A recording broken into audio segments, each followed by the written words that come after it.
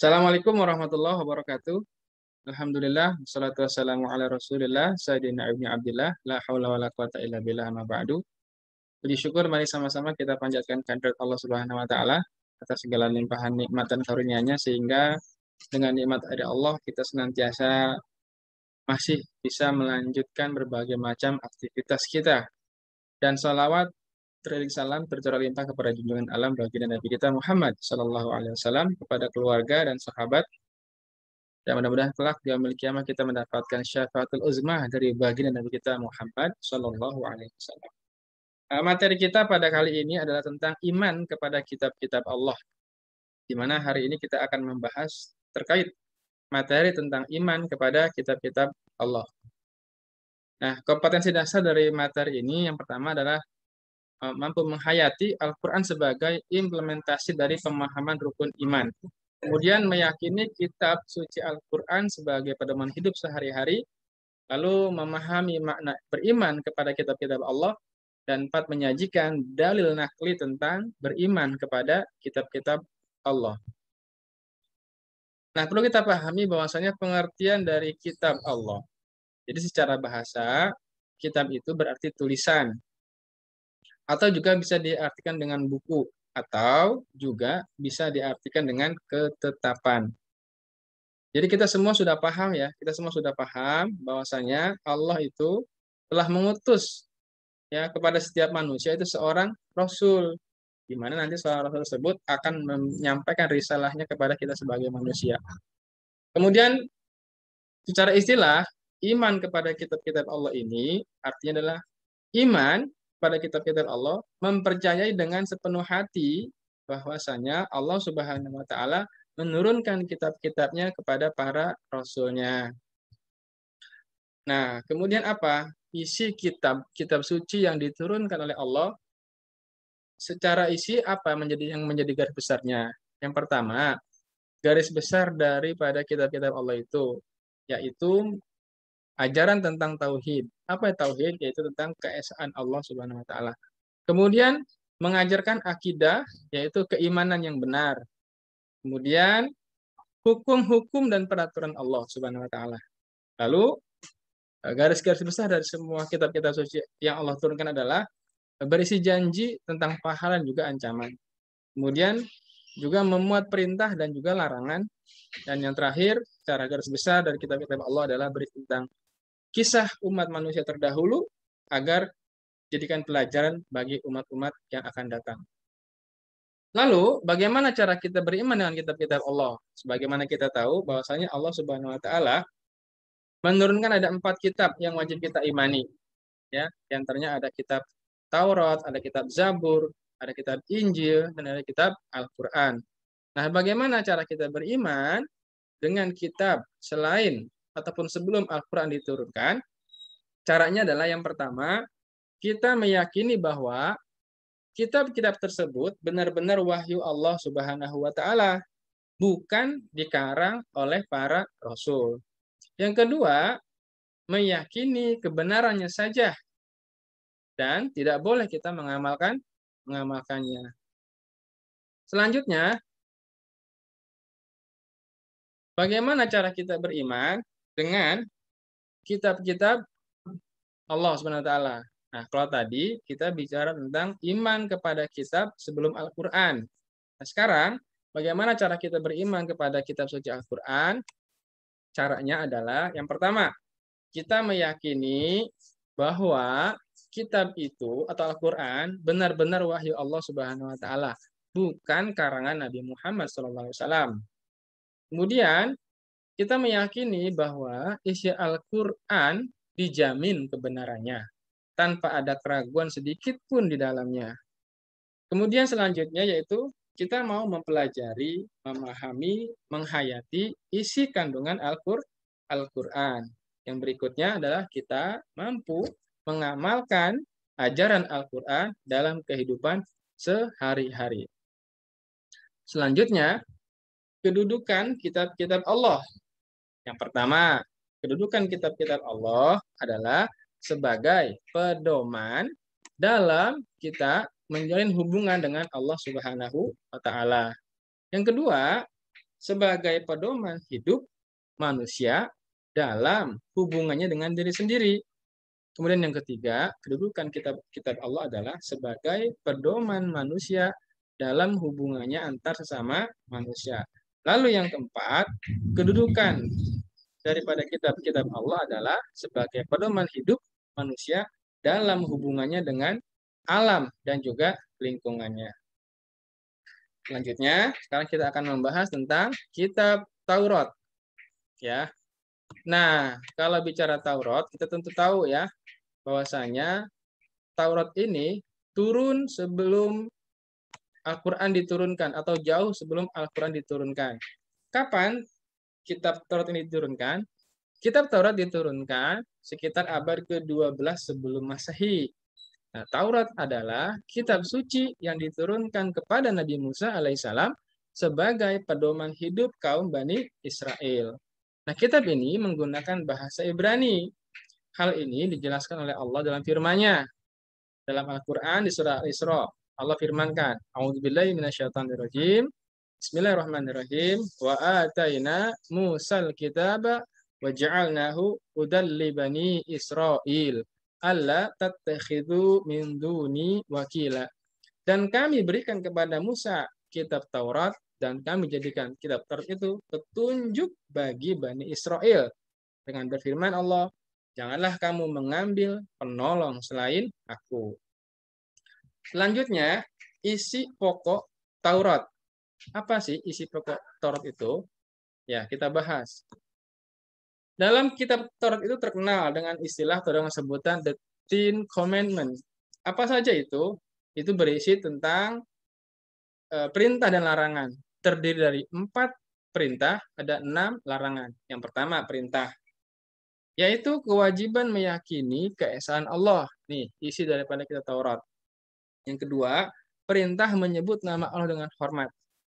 Yang ketiga, mensucikan hari Sabtu. Karena memang ini untuk kaum Bani Israel. Kemudian, perintah untuk menghormati kedua orang tua. Itu yang perintah. Yang berisi larangan apa saja? Yang pertama tentang larangan menyembah berhala, larangan membunuh sesama manusia tanpa alasan yang dibenarkan. Kemudian larangan berbuat zina, larangan menjadi saksi palsu atau berdusta, dan larangan mengambil hak orang lain. Selanjutnya, kitab Zabur. Kita akan membahas kitab Zabur. Zabur diturunkan pada abad ke-10. Zabur adalah kitab suci yang diturunkan kepada Nabi Daud alaihissalam sebagai pedoman hidup bagi kaum Bani Israel atau umat Yahudi. Nah, kitab ini menggunakan bahasa Kipti. Hal ini dijelaskan juga oleh Allah dalam firman-Nya di surah Al-Isra ayat 55 yang berbunyi, A'udzubillahi minasyaitonirrajim. Wa rabbuka a'lamu biman fis samawati wal ard. Wa laqad faddalna ba'dhan nabiy ala ba'd wa ataina Dawuda zabura. Yang artinya, dan Tuhanmu lebih mengetahui siapa yang ada di langit dan di bumi. Dan sesungguhnya telah kami lebihkan sebagian nabi-nabimu atas sebagian yang lain. Dan kami berikan Zabur kepada Nabi Daud. Lanjut, kitab Zabur isinya apa saja? Secara garis besar, Zabur berisi tentang pertama, nyanyian kebaktian memuji Tuhan. Kemudian nyanyian perorangan sebagai ucapan rasa syukur kepada Tuhan. Kemudian ratapan jamaah. Kemudian ratapan dan doa individu. Kemudian nyanyian untuk raja. Ya, memang Zabur cenderung berisi seperti ini. Tentang nyanyian dan ratapan. Itulah kita juga mengenal atau kita tahu bahwasanya ada istilah tembok ratapan ya di Yerusalem. Ini bagian daripada ajaran kitab Zabur. Nah, selanjutnya adalah kitab Injil. Injil ini, sebagaimana kita ketahui bersama, adalah menjadi kitab daripada saudara kita yang beragama Nasrani. Nah, kapan Injil ini diturunkan? Injil ini diturunkan pada abad ke-1 sebelum Masehi. Injil adalah kitab suci yang diturunkan kepada Nabi Isa alaihissalam sebagai pedoman hidup kaum Bani Israel atau umat Yahudi Nah, kitab ini diwahyukan di daerah Yerusalem menggunakan bahasa Suryani. Hal ini dijelaskan dalam firman Allah Subhanahu wa taala berikut. A'udzubillahi minasyaitonirrajim. Bismillahirrahmanirrahim.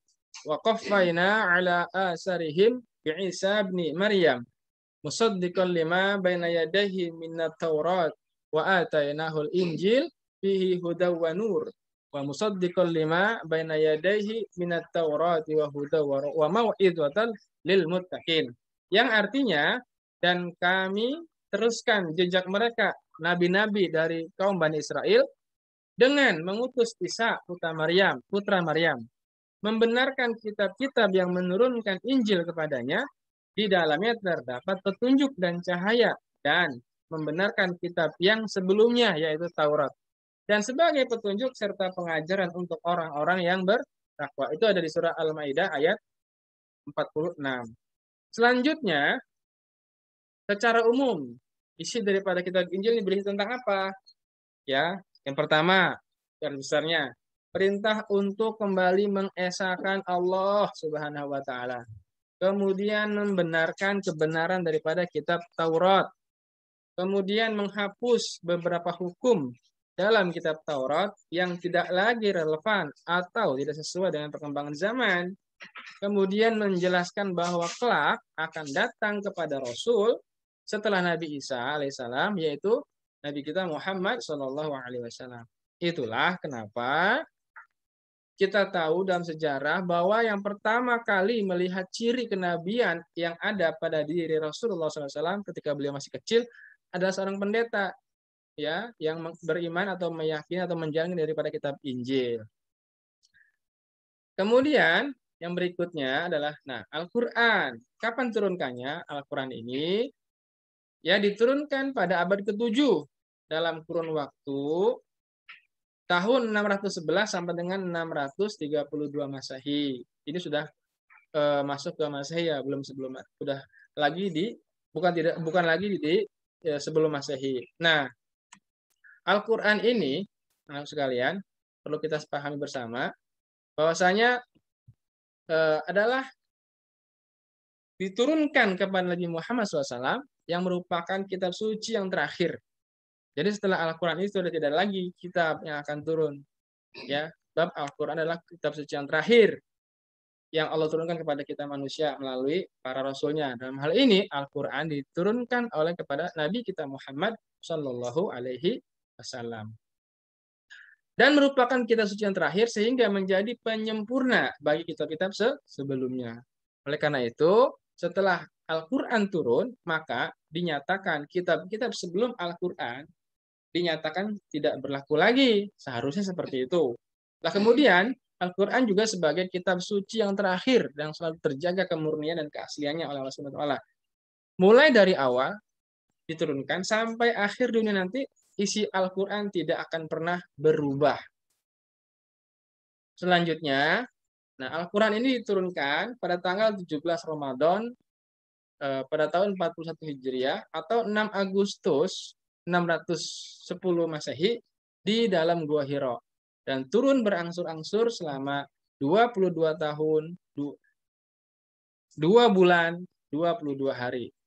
Jadi Al-Quran itu turunnya berangsur-angsur seiring dengan diangkatnya Nabi kita Muhammad SAW pada usia 40 tahun menjadi seorang Rasul sampai beliau wafat di usia 63 tahun. Nah, fungsi kita beriman kepada kitab-kitab Allah yang pertama adalah untuk mempertebal keimanan kita kepada Allah Subhanahu wa taala. Yang kedua, untuk memperkuat keyakinan akan tugas para rasul. Kemudian yang berikutnya adalah untuk memberikan kabar gembira berupa surga dan juga neraka. Selanjutnya, fungsi iman daripada atau kepada kitab-kitab Allah adalah menambah ilmu dan pengetahuan. Lalu menanamkan toleransi terhadap agama atau kepercayaan lain. Kemudian sebagai pedoman hidup yang tertinggi buat kita manusia. Juga sebagai petunjuk bagi kita manusia. Kemudian posisi Al-Quran juga adalah mengajarkan kita untuk tetap sabar dalam menerima segala cobaan. Lalu yang terakhir dari fungsi kita beriman kepada kitab-kitab Allah adalah memiliki atau mempunyai kepekaan ataupun kepedulian sosial terhadap sesama kita. Nah, kemudian selanjutnya adalah tentang hikmah iman kita kepada kitab-kitab Allah. Apa saja sih hikmahnya kalau kita beriman kepada kitab-kitab Allah? Yang pertama adalah meningkatkan keimanan kita tentunya kepada Allah Subhanahu wa taala yang telah mengutus para rasulnya untuk menyampaikan risalahnya.